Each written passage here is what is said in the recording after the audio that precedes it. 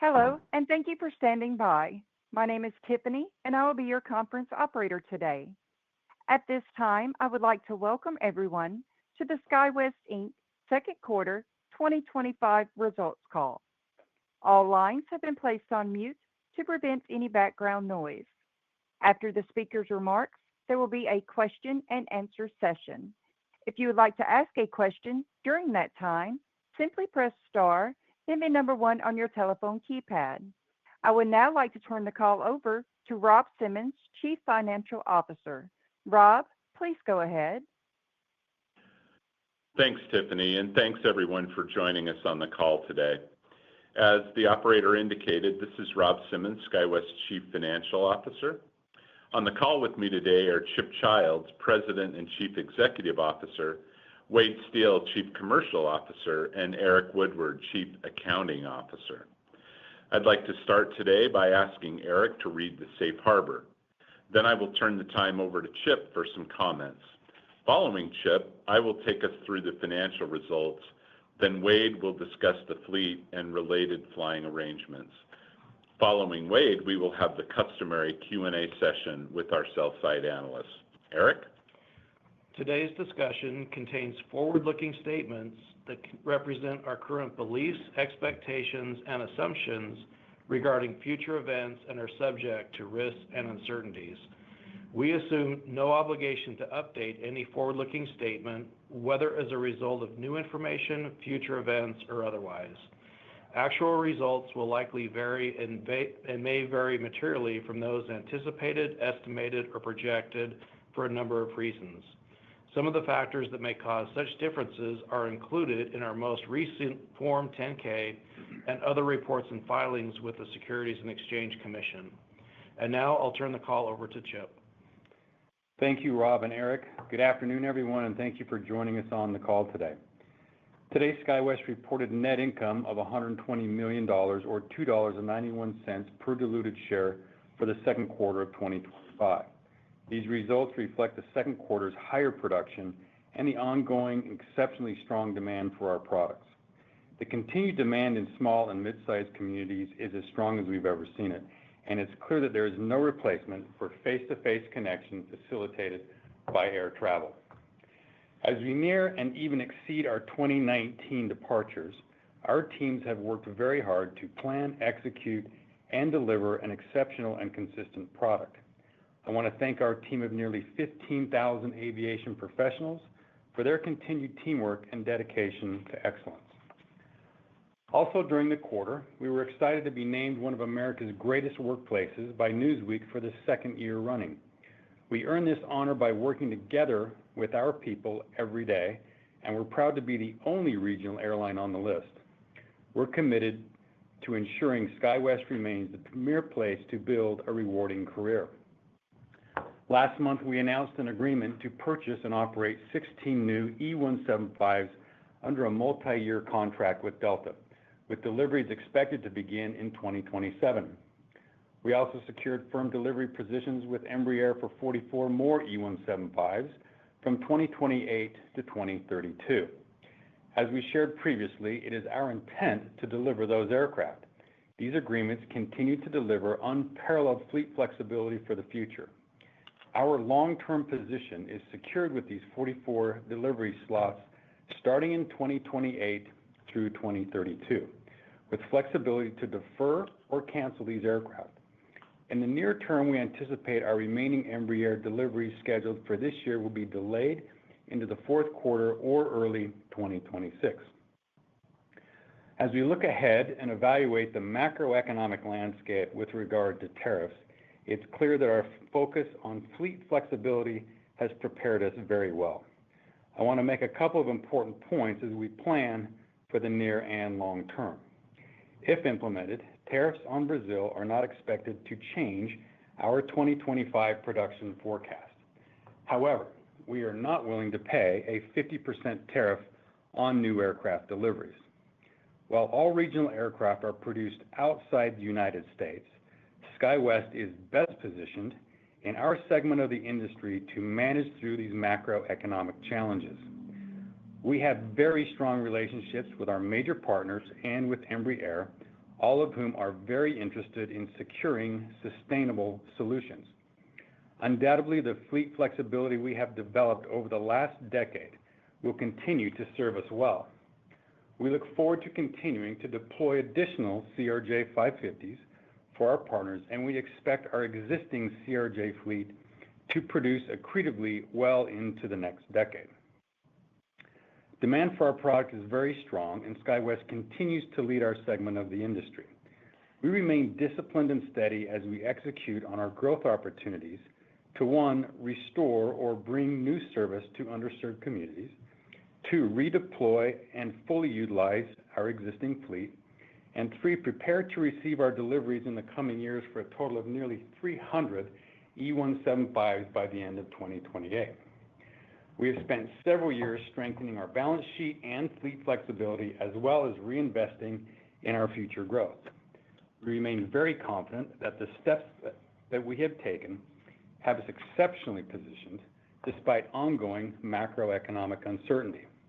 Overall, with our well-positioned fleet, excellent operation, and our strong partnerships and demand, we remain optimistic about 2025 and 2026. We continue to play the long game and invest in our fleet and future to ensure we are in the best possible situation to respond to market demands. Rob will now take us through the financial data. Today, we reported a second quarter GAAP net income of $120 million, or $2.91 earnings per share. Q2 pre-tax income was $163 million. Our weighted average share count for Q2 was 41.4 million, and our effective tax rate was 26%. First, let's talk about revenue. Total Q2 revenue of $1 billion is up 9% from $948 million in Q1 2025, and up 19% from $867 million in Q2 2024. Q2 revenue breaks down with contract revenue at $842 million, up from $785 million in Q1, and up from $731 million in Q2 2024. Prorate and charter revenue was $145 million in Q2, up from $131 million in Q1, and up from $107 million in Q2 2024. Leasing and other revenue was $47 million in Q2, up from $32 million in Q1 2025, and up from $29 million in Q2 2024. These Q2 GAAP results include the effect of recognizing $23 million of previously deferred revenue this quarter, up from the $13 million recognized in Q1 2025. As of the end of Q2, we have $286 million of cumulative deferred revenue that will be recognized in future periods. We anticipate recognizing approximately $10 to $20 million of previously deferred revenue per quarter over the remainder of 2025, subject to production levels and other factors. For modeling purposes, our EPS for the quarter included approximately 20 cents from discrete non-operating gains, primarily consisting of a mark-to-market gain on our equity investments and sale of fixed assets. Let me move to the balance sheet. We ended the quarter with cash of $727 million, down from $751 million last quarter and $834 million at Q2 2024. The decrease in cash during the quarter included the accretive actions of 1, repaying $111 million in debt, 2, buying back 195,000 shares of SkyWest stock in Q2 for $17.3 million. With the volatility in the equity markets in Q2, we opportunistically repurchased 39% more shares than we bought in Q1.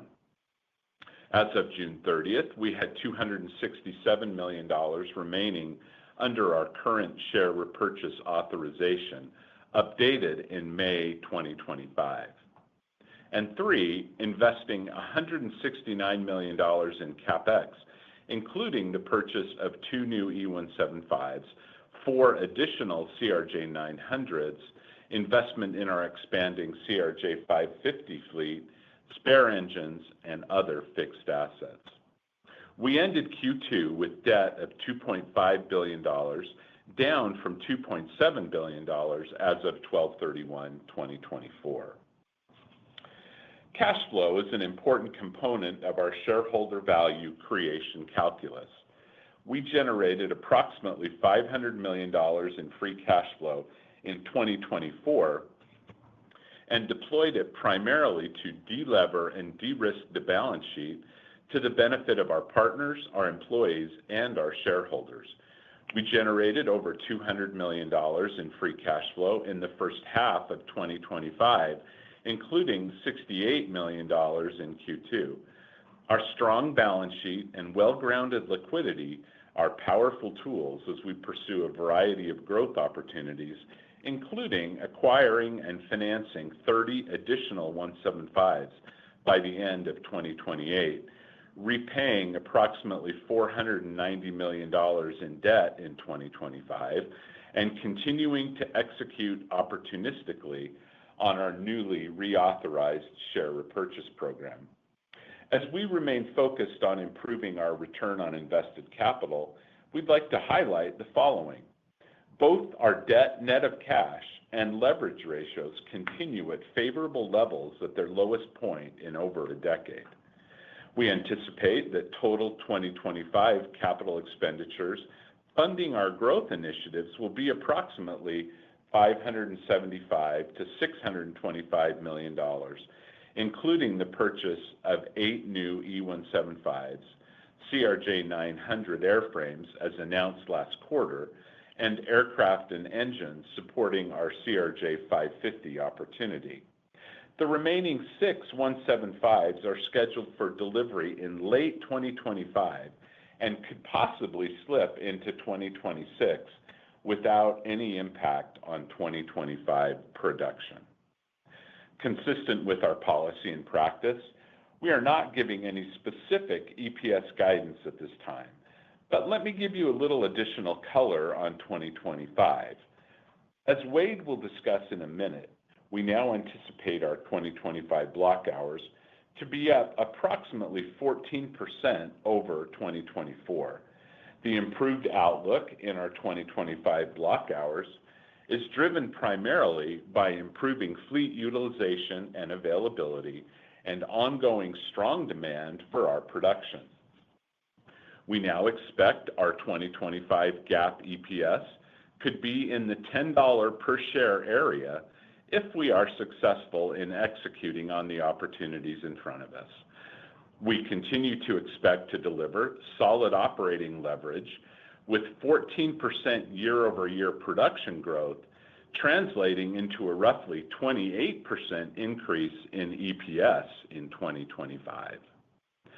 For modeling purposes, we anticipate our maintenance activity will continue at Q2 levels, adjusted for production. We also anticipate our effective tax rate will be approximately 26 to 27% for the remaining 2 quarters of 2025. We are optimistic about our growth possibilities going into 2026, including the following 3 focus areas. First, growth in our ability to increase service to underserved communities, driven partially by the deployment of over 30 additional CRJ-550 aircraft. Second, improved aircraft utilization and availability on our ERJ and CRJ fleets. And third, placing 14 new E-175s into service for United and Alaska by the end of 2026, and 16 new E-175s for Delta in 2027 and 2028. We believe that our strong balance sheet, operating leverage, free cash flow and liquidity, and the actions we will be taking to deploy our capital against a variety of accretive opportunities will position us well to drive total shareholder returns. Wade? Thank you, Rob. During the quarter, we announced a new flying agreement with Delta for 16 new E-175s under a multi-year flying contract.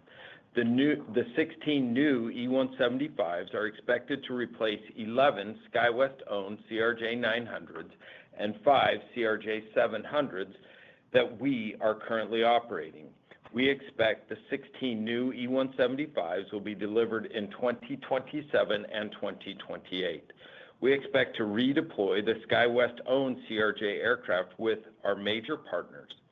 We also currently operate 24 Delta-owned CRJ-900s. We anticipate most of these aircraft will be returned to Delta over the next couple of years and are preparing to return 4 of them during the fourth quarter of this year. As we previously announced, we have a multi-year flying agreement for a total of 50 CRJ-550s with United. As of June 30th, we had 18 CRJ-550s under contract and expect to operate 30 by the end of this year, with the last 20 entering service during 2026. I want to point out that this agreement represents net growth aircraft, along with the additional new E-175s expected to arrive by the end of 2026. We are excited about our continued strong partnership with United. We also began a prorate agreement with American during the quarter. We are currently operating 3 aircraft under this agreement and anticipate operating up to 9 aircraft under this agreement by the middle of 2026. We are very excited to expand our relationship with American. During the quarter, we announced a new purchase agreement with Embraer. This order is for 60 firm aircraft, and we have purchase rights for an additional 50 aircraft. This is in addition to the 14 we already have on order, 13 for United and 1 for Alaska. We expect delivery of 6 more aircraft through the end of this year and 8 in 2026. We took delivery of 2 E-175s for United during the quarter and paid the 10% tariff. We do expect to see delivery delays from Embraer this year, and we now anticipate that the majority of our 2025 deliveries will be in the fourth quarter of the year or could be delayed into early 2026. The tariffs are also creating delivery uncertainty. If the 50% tariff with Brazil is implemented, we plan on working with our major partners and Embraer to delay the delivery until the tariff situation is resolved. All parties are motivated to work together on the tariff issue. Let me talk a little bit more about our new order of 60 firm aircraft. Of the 60, 16 are allocated to our Delta agreement, and 44 have not yet been assigned to one of our major partners. Our long-term fleet plan has positioned us well, and refleeting is an important part of that strategy. This order locks in delivery slots starting in 2027 through 2032. However, the order is structured with good flexibility to defer or terminate the aircraft. After we finish the Delta deliveries expected in 2028, our E-175 fleet total will be nearly 300, continuing to enhance SkyWest's position as the largest Embraer operator in the world. Let me review our production. Q2 completed block hours were up 7% compared to Q1 2025. Based on our current Q3 schedules from our major partners, we anticipate a 2% increase in Q3 as compared to Q2. For the full year, we anticipate an increase of approximately 14% in 2025 compared to 2024, approaching our 2019 levels. We expect block hour seasonality to return to the model as utilization improves during the strong summer months. We still have approximately 25 parked dual-class CRJ aircraft that will be returned to service. Many of these aircraft are currently under flying agreements and will be operating in 2025 and 2026. We also have over 40 parked CRJ-200s, further enhancing our overall fleet flexibility. As we shared last quarter, we continue experiencing challenges in our third-party MRO network, including labor and parts challenges. We expect maintenance expense to be at Q2 levels for the remainder of 2025 as we bring aircraft out of long-term storage and service the current fleet as production continues to increase. As you would expect, the maintenance expense will happen before the aircraft goes back into service. Our partners remain very engaged in supporting our efforts to restore production. Under a previously announced agreement with another regional carrier, we expect to purchase 30 used CRJ-900 airframes for $29 million. We expect to utilize many of these airframes for parts to mitigate any supply chain challenges we may face over the next few years. We do anticipate operating 6 of these aircraft in the future. As of June 30th, we had closed on 10 of these aircraft. As far as our prorate business, demand remains extremely strong with great community support. We are seeing opportunities to return SkyWest service to several communities as we restore CRJ production. We will continue to work with the communities we serve on the best way to expand our service. As we discussed last quarter, the increase in our prorate business will reintroduce more seasonality into our model. As typical with all airlines, Q2 and Q3 are strong revenue quarters, and Q3 and Q4 are softer.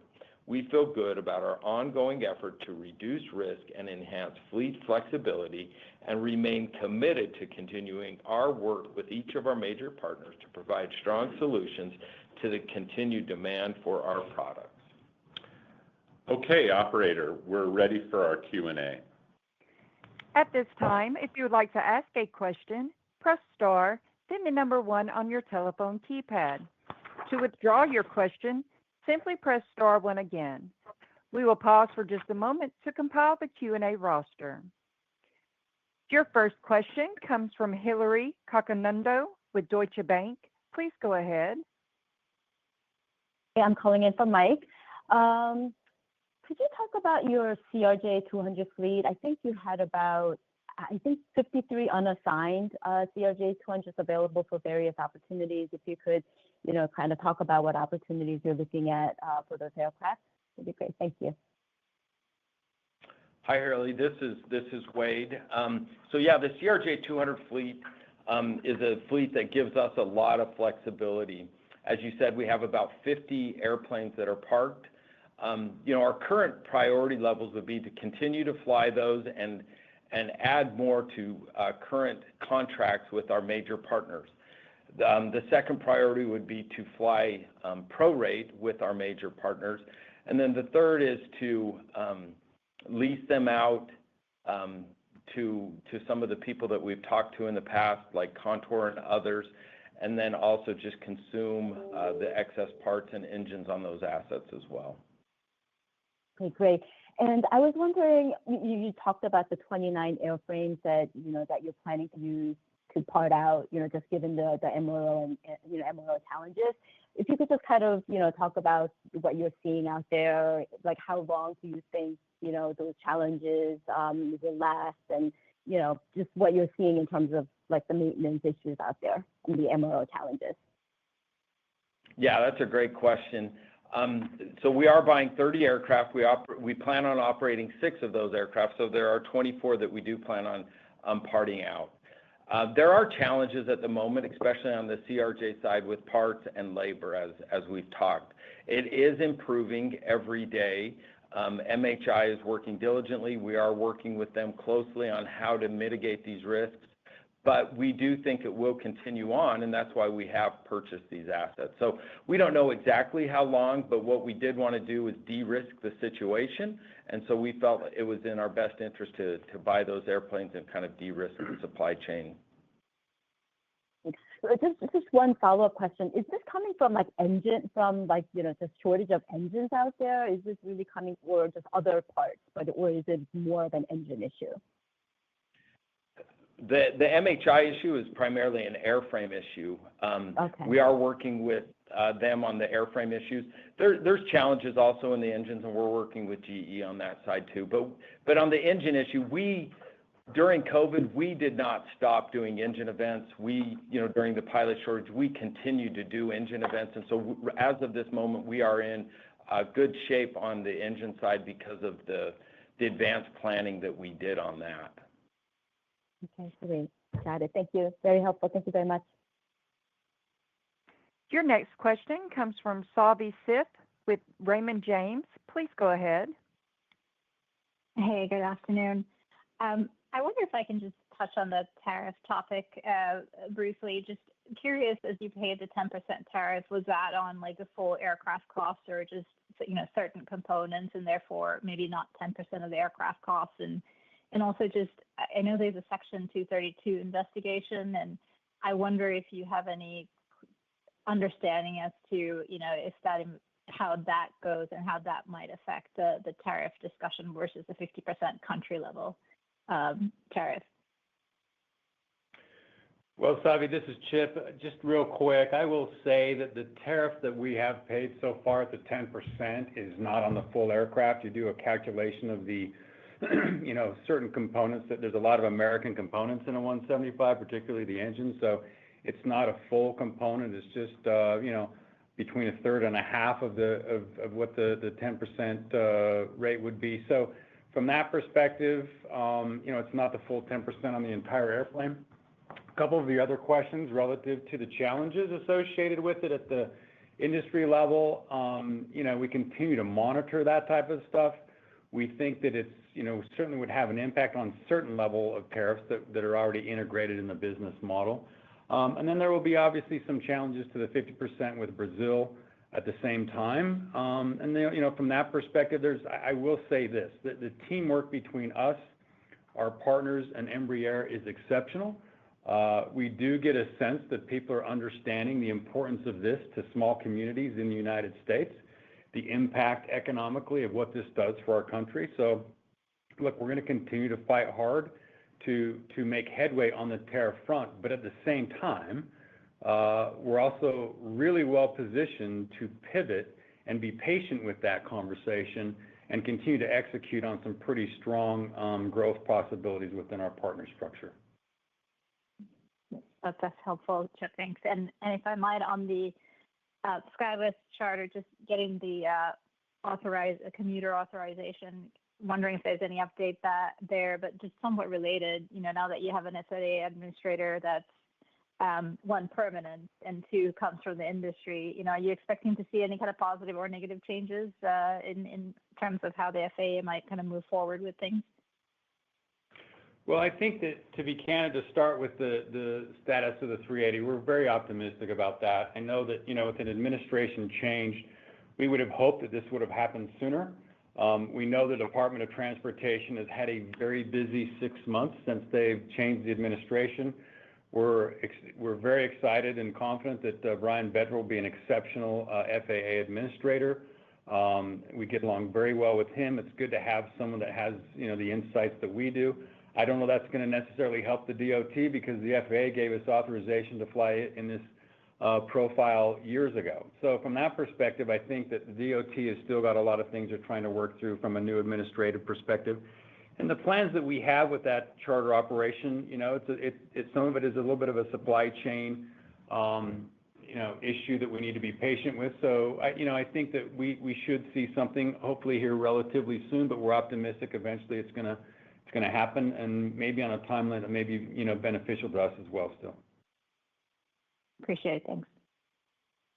Your next question comes from the line of Tom Fitzgerald with TD Cowen. Please go ahead. Thanks so much for the time. Chip, I don't know if you'd mind just providing like a state of the union of the recovery in the prorate and small community market. Maybe it's hard just with how many folks that are out there, but I don't know if at a high level if there are any broad green shoots that you're seeing or any gating factors that are maybe delaying the recovery in certain places or things that are accelerating in other places. Well, I'll give a general statement and then let Wade, who is more detailed than that, give some more feedback. In general, we've seen some commentary in the public as of late about small communities, and I can tell you, fundamentally, I just do not know what they're talking about.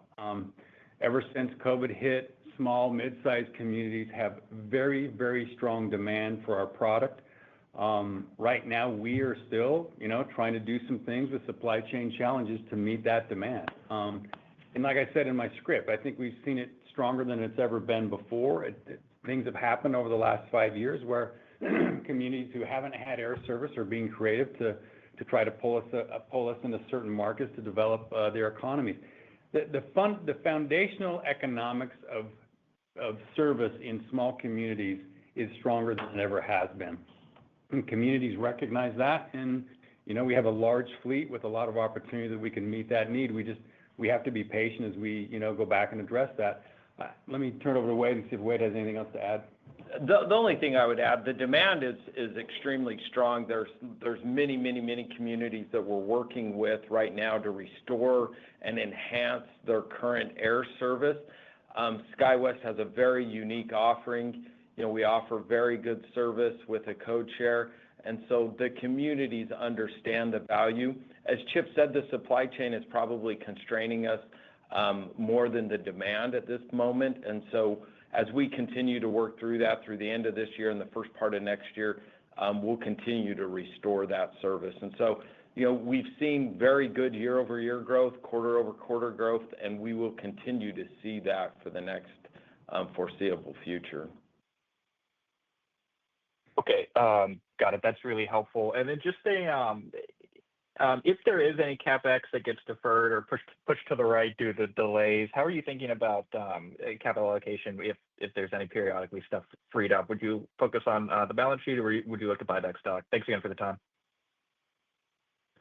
Yeah, look, I think from a CapEx standpoint, we've got a lot of flexibility. Obviously, we have a nice order book that we're looking at, but the thing I would point out, Tom, is that, we're in a place where from a capital deployment standpoint, we've got a lot of options.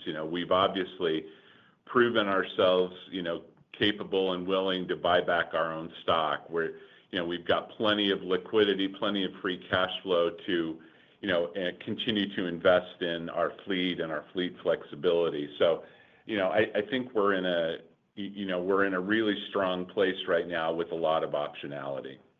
Tom, the only thing I would add to that as well, if some of our current 175s get deferred, we have so much fleet flexibility that we can defer the 175s, continue to fly CRJ 700s in those scope slots. The 700s that were slated to go as CRJ 550s will probably be delayed, but we will continue to operate the CRJ 200s. And so that's really the fleet flexibility that we've all been talking about for a long, long time. And so this is why SkyWest is so uniquely positioned to be able to handle some of these challenges that may come with the supply chain over the next couple of years.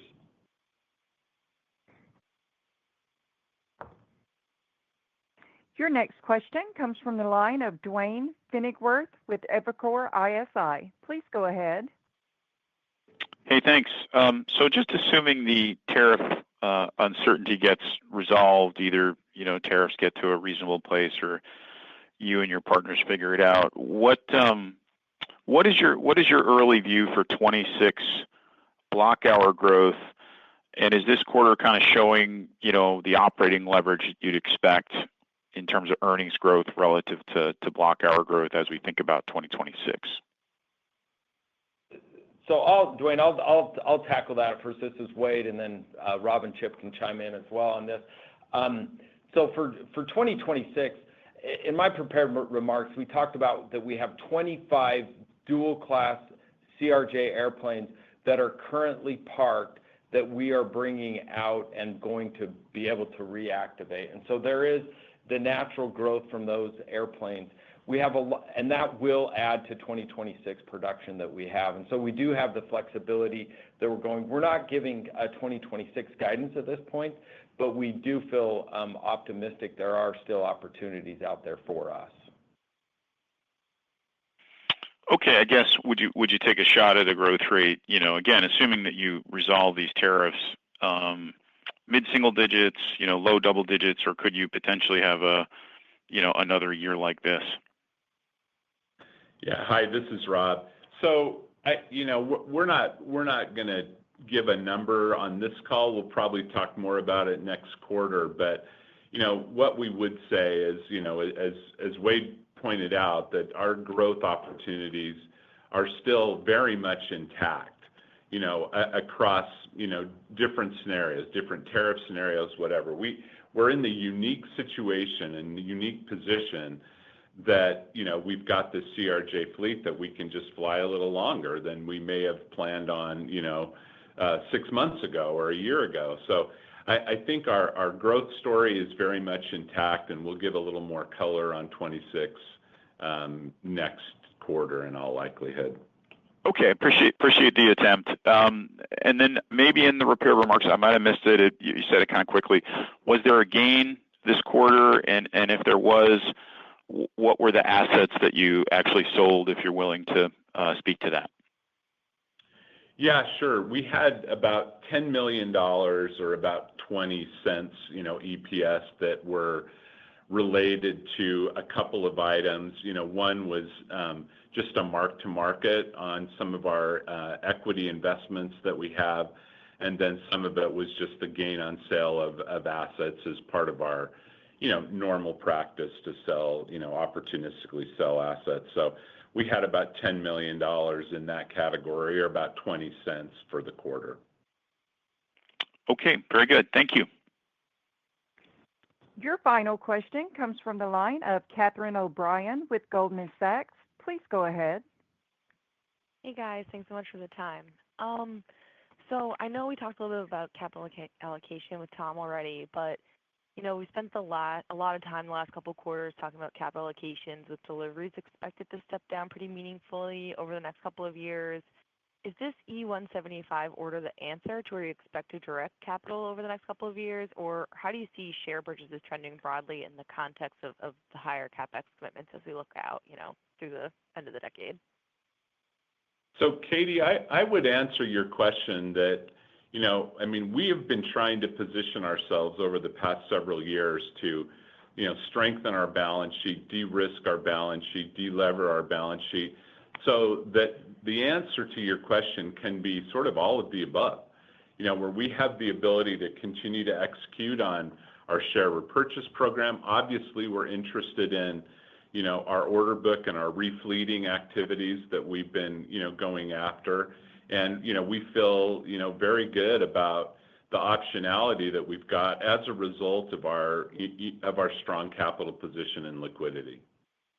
That's great. And maybe just for my second question, in the release, you mentioned that you were working with your partners on optimizing delivery timing. Are we meant to infer from that partners are asking you to push out deliveries given the current demand backdrop, or is that more reflective of your commentary around potential delays from tariffs on the E-175? Yeah, this is Chip. I would say that there's a lot of cohesive philosophies between us and our partners and Embraer about dealing with tariffs. So when we mentioned the fact that you could defer some, again, I think we probably overcooked the term flexibility so much on this call. Hopefully you kind of get the message. But from our perspective, that conversation with our partners is very, very poignant, and it's not like it's really any type of dynamic conversation. We're all on the exact same page. Everybody knows what the game plan is. Our job right now is to make sure when it comes to capital allocation, we put our situation into a decade-long matrix that we've had for quite some time. Look at opportunities. Maybe there's some opportunities with some of this fleet outside the United States that we could lease. Maybe there's some other creative things that we may be talking about next quarter. I can tell you that the dynamic philosophy of how we can deal with this is somewhat exciting, but at the end of the day, if this can be settled, we have plenty of capital and plenty of capability to have that be our top priority. Take these airplanes when this gets resolved. If not, go to second, third, fourth, and fifth option and utilize the capital appropriately in that case. So, look, we're very comfortable in the position that we were in.